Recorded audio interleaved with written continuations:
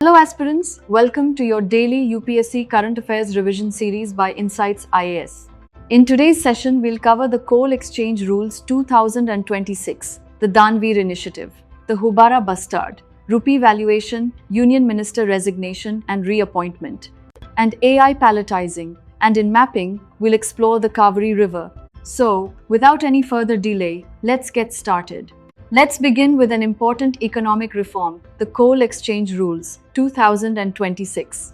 Here's the context. The Union Minister of State for Coal and Mines provided details in the Lok Sabha regarding these rules.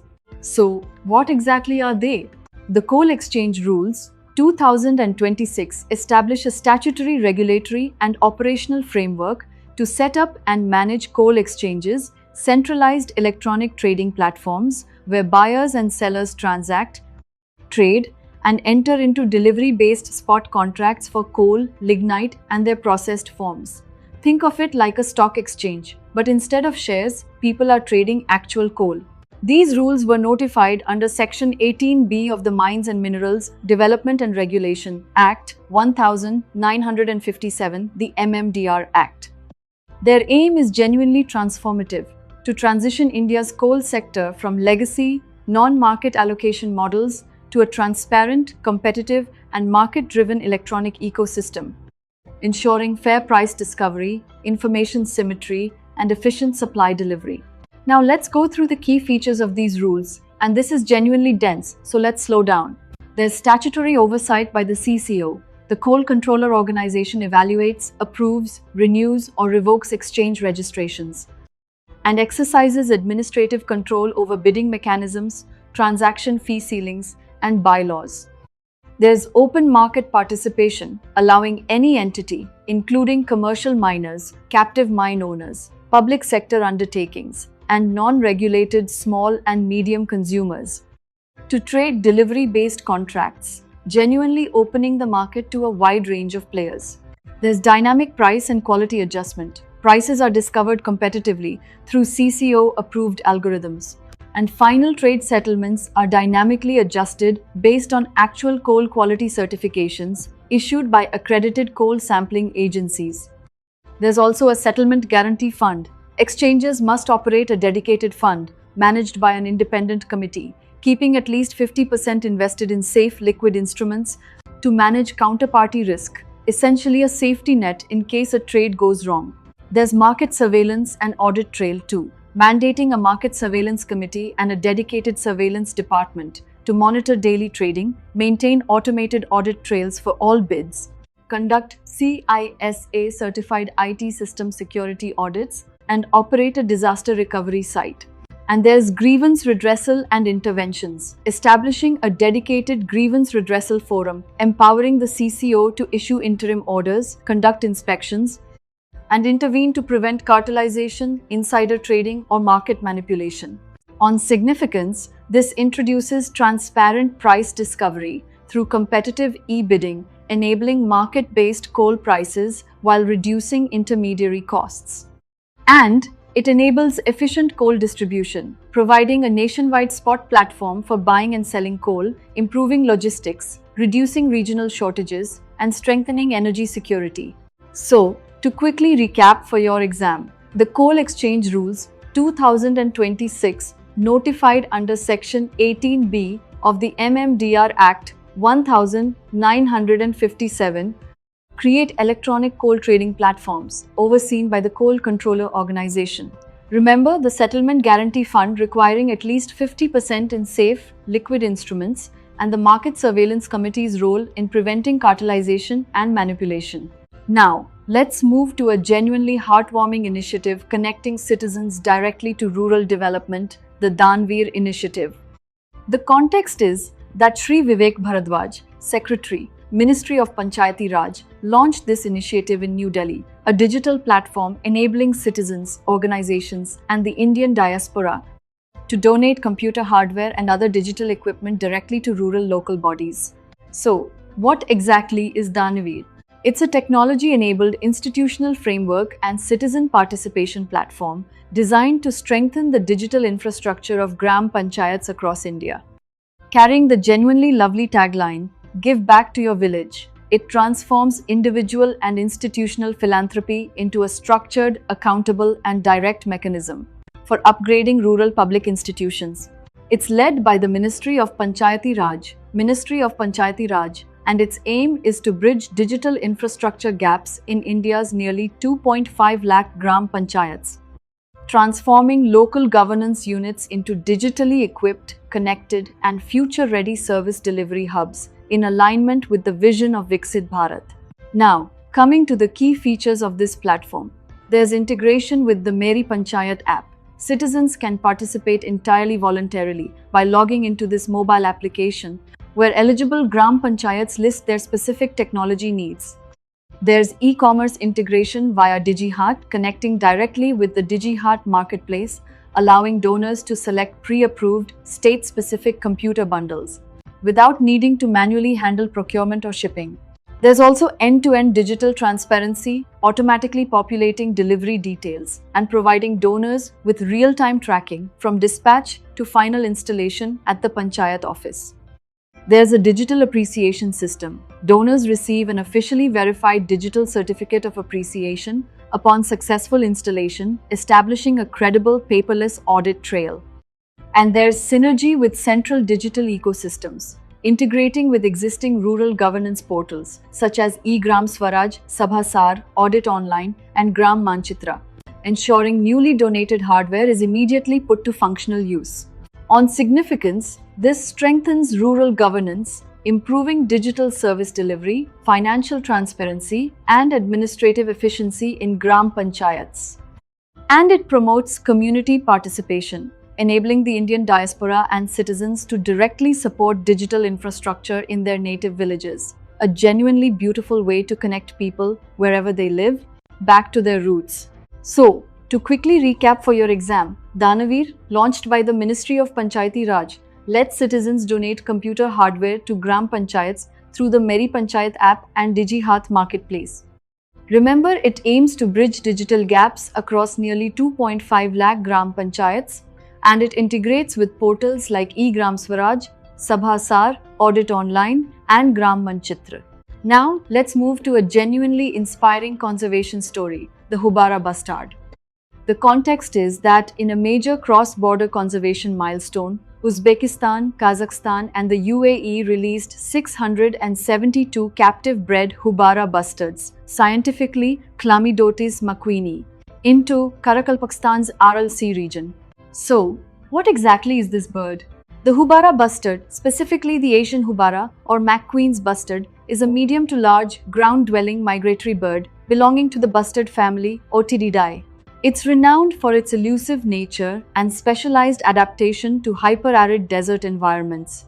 On its natural habitat, it thrives in arid and semi-arid landscapes, including sandy and stony deserts, gravel plains, dry steppes, and open shrublands across Central Asia, the Middle East, North Africa, and parts of South Asia, such as the Thar Desert and the Rann of Kutch. Now, let's understand its conservation status, and this is genuinely important.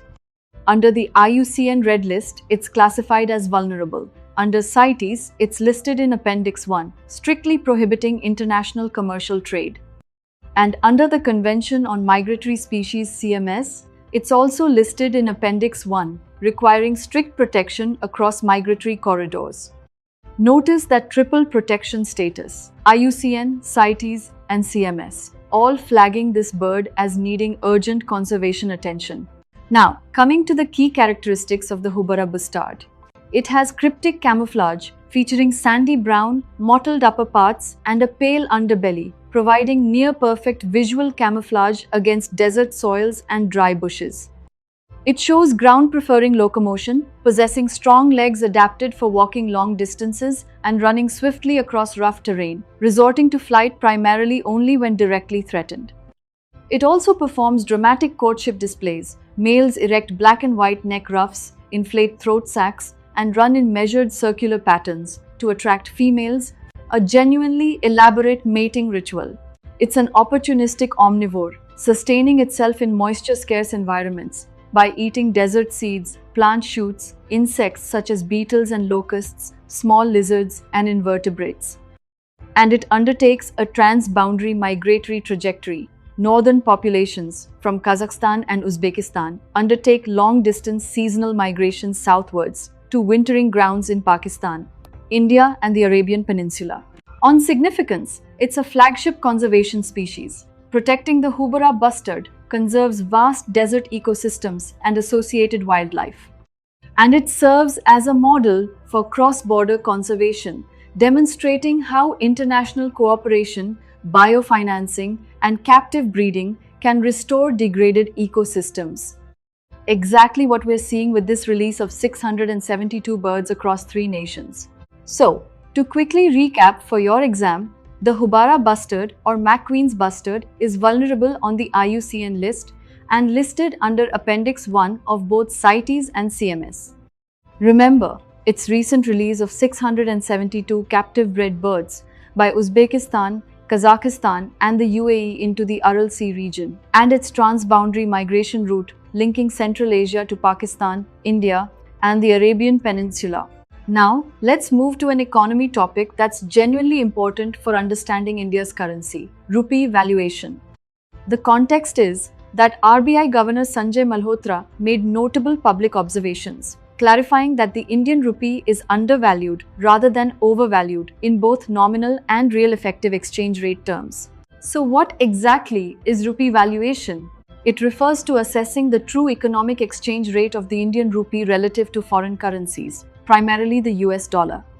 It evaluates whether the market exchange rate accurately reflects India's internal purchasing power, trade competitiveness, and macroeconomic fundamentals. Now, let's understand how this is actually measured, because this is genuinely important and often confused. So let's slow down.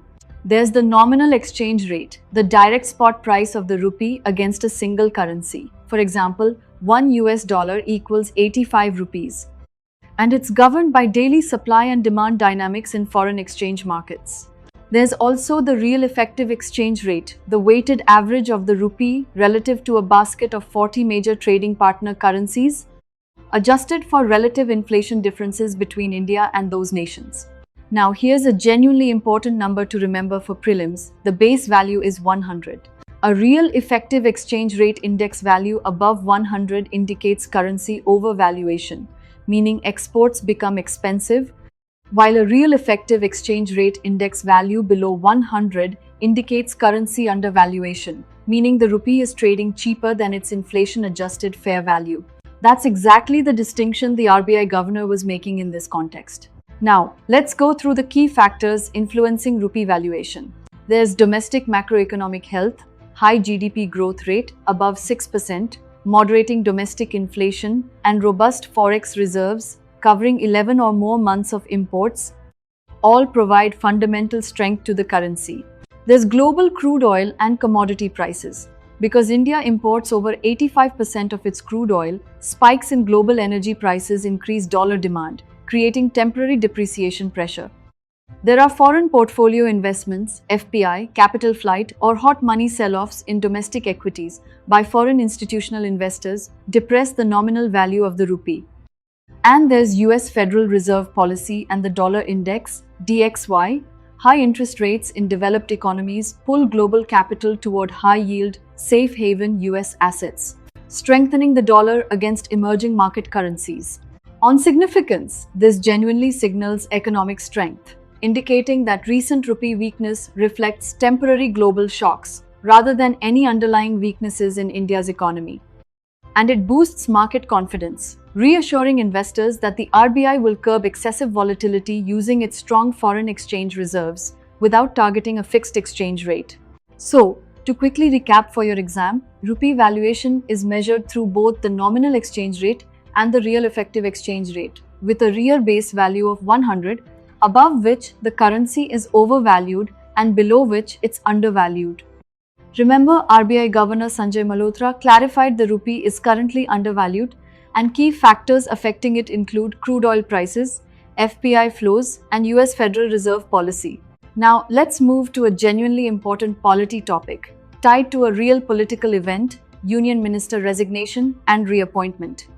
The context is that following Dharmendra Pradhan's resignation over the entrance examination paper leak controversy, Prahlad Joshi was given additional charge of the Ministry of Education. So, what exactly happens during a ministerial resignation?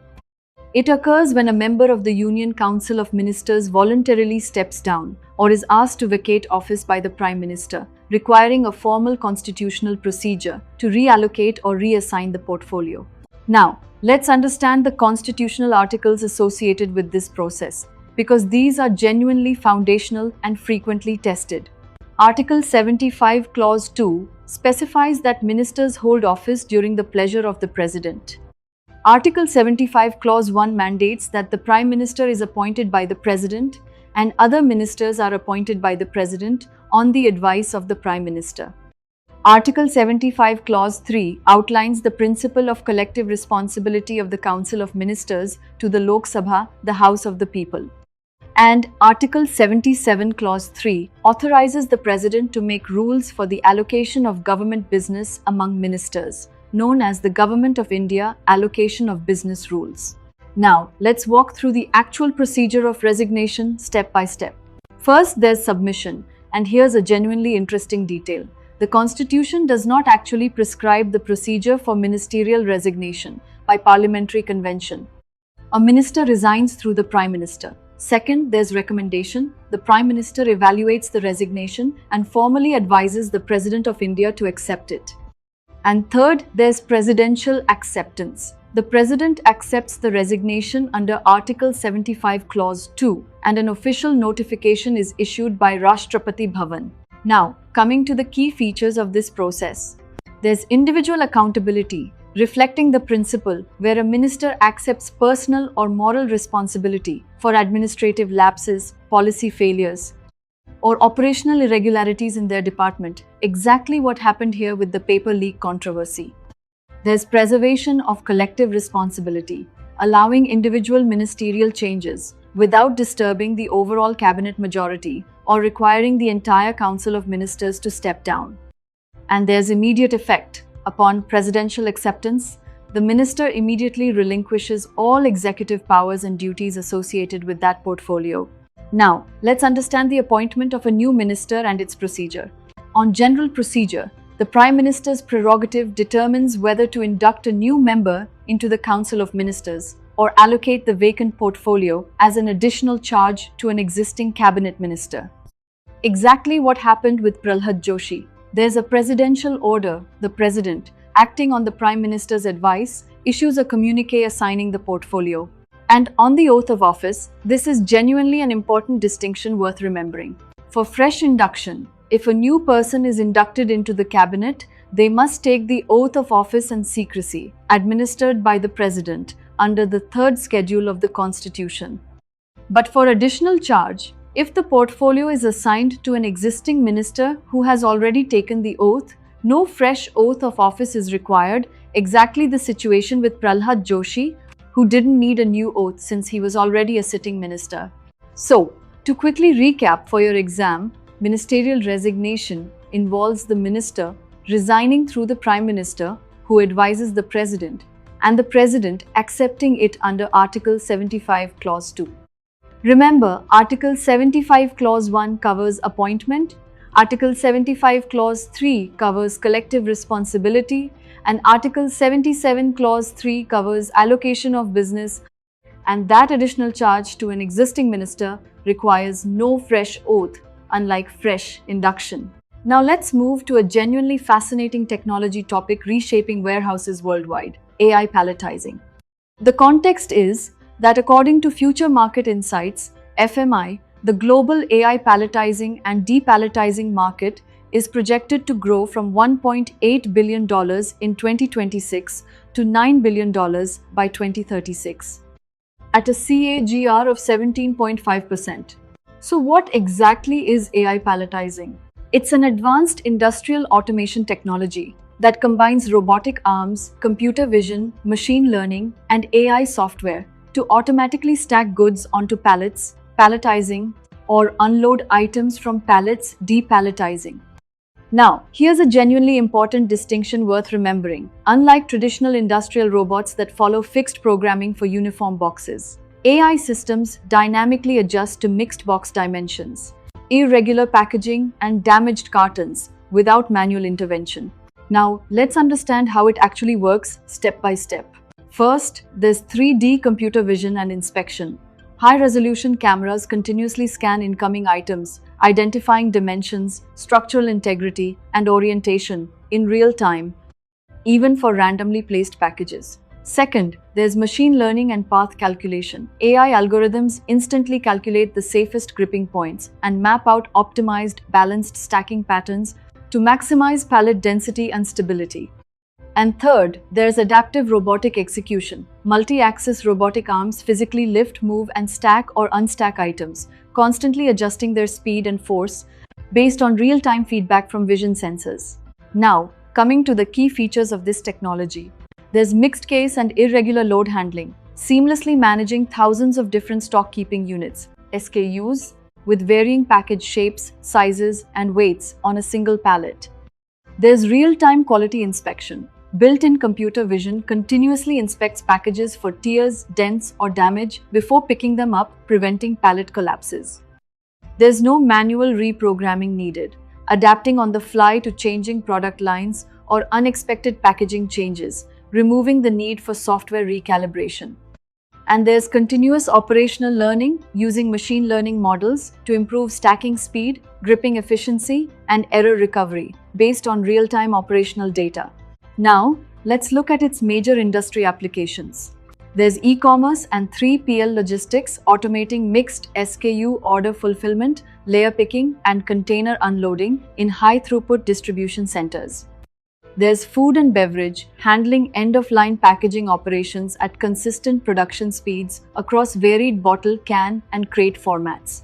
There's fast-moving consumer goods, managing complex distribution networks, carrying diverse product lines on shared pallets. And there's pharmaceuticals and chemical handling, delivering precise, delicate handling for sensitive or hazardous medicine cartons and bagged materials. Now, let's be honest about the limitations and challenges too.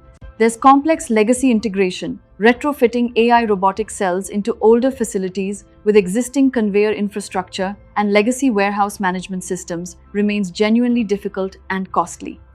There's high upfront capital outlay, advanced 3D vision systems, robotic arms, and specialized software require significant initial investment. And there are error recovery dependencies. Older or poorly integrated systems can encounter bottlenecks if a robot fails to recover gracefully from a dropped or damaged box without halting the entire production line. So, to quickly recap for your exam, AI palletising combines computer vision, machine learning, and robotic arms to automatically stack or unload mixed-size packages, with the market projected to grow from $1.8 billion in 2026 to $9 billion by 2036. Remember, its key applications span e-commerce, food and beverage, fast-moving consumer goods, and pharmaceuticals. And its main limitation remains the high cost of retrofitting older facilities with legacy systems. Finally, let's turn to today's mapping topic, and this one's tied to a genuinely important interstate water dispute, the Cauvery River. The context is that the Tamil Nadu Chief Minister wrote to the Prime Minister of India urging the Union government to reject statutory approvals for Karnataka's proposed Mekedatu balancing reservoir project. So, what exactly is the Cauvery River? It's one of India's major east-flowing peninsular rivers. Known historically as the Ganga of the South or Dakshin Ganga or Pawnee, it's a genuine lifeline for agriculture, drinking water and ecosystems across southern India. On its origin and course, it rises at Talakaveri on the Brahmagiri hill range in the Western Ghats, located in the Kodagu district of Karnataka. It flows for approximately 800 kilometers across southern India before emptying into the Bay of Bengal at Poompuhar, Tamil Nadu. Its basin covers an area of approximately 87,900 square kilometers, spanning 4 states and union territories: Karnataka, Tamil Nadu, Kerala, and Puducherry. Now, let's go through its major tributaries. On the left bank, there's the Harangi, Hemavati, Shimsha, and Arkavati. And on the right bank, there's the Lakshmar Tirtha, Kabini, Suvarnavati, Bhavani, Noil, and Amravati. Now, Let's understand the judicial framework governing Cauvery water sharing, because this is genuinely dense and directly connects to today's context. So let's slow down. There's the Cauvery Water Disputes Tribunal Award from 2007. Out of an estimated 740 TMC total yield at 50% dependability, Tamil Nadu was allocated 419 TMC, Karnataka was allocated 270 TMC, Kerala was allocated 30 TMC, Puducherry was allocated 7 TMC, and 14 TMC was reserved for environmental protection. Then there's the Supreme Court judgment of 2018. A 3-judge bench modified the 2007 Tribunal Award, declaring that an interstate river is a national asset. Karnataka's share was increased to 284.75 TMC, up by 14.75 TMC, to meet Bengaluru's drinking water needs.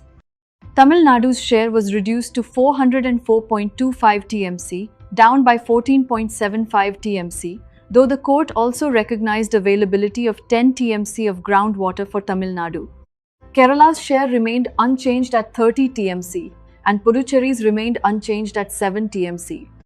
And on annual release, Karnataka must release 177.25 TMC of water annually to Tamil Nadu at the Biligundlu gauging station, reduced from the earlier 192 TMC under the 2007 Tribunal Award.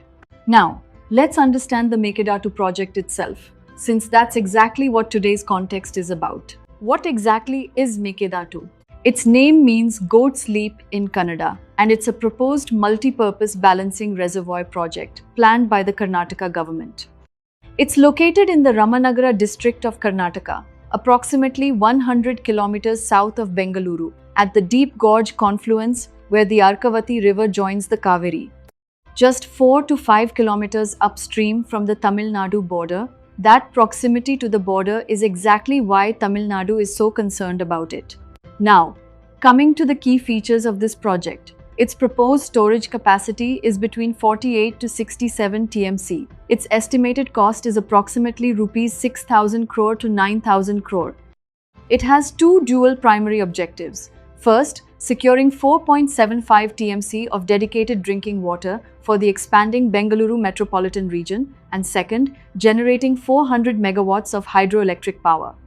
And on its environmental footprint, this is genuinely significant. The project involves submerging over 3,000 to 4,900 hectares of forest land within the Cauvery Wildlife Sanctuary. So, to quickly recap for your exam, the Cauvery River rises at Talakaveri in Karnataka and empties into the Bay of Bengal at Pumpuhar, Tamil Nadu, with the 2018 Supreme Court judgment allocating 284.75 TMC to Karnataka and 404.25 TMC to Tamil Nadu. Remember, Karnataka must release 177.25 TMC annually at Biligundlu, and the disputed Mekedatu project aims to secure 4.75 TMC of drinking water and generate 400 megawatts of power, just 4 to 5 kilometers from the Tamil Nadu border. And that brings us to the end of today's Prelims in Focus.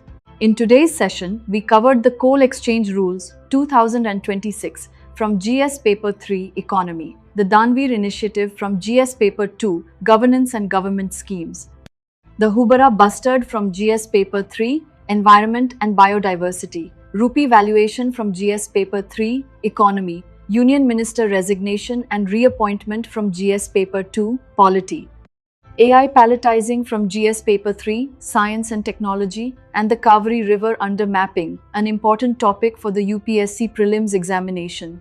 For the complete current affairs article and today's practice MCQs, visit insightsonindia.com using the link given in the description. Also, subscribe to the Insights IAS YouTube channel and join our official Telegram group for regular UPSC-related updates and learning resources. Thank you for joining us today, and we will see you again in the next session.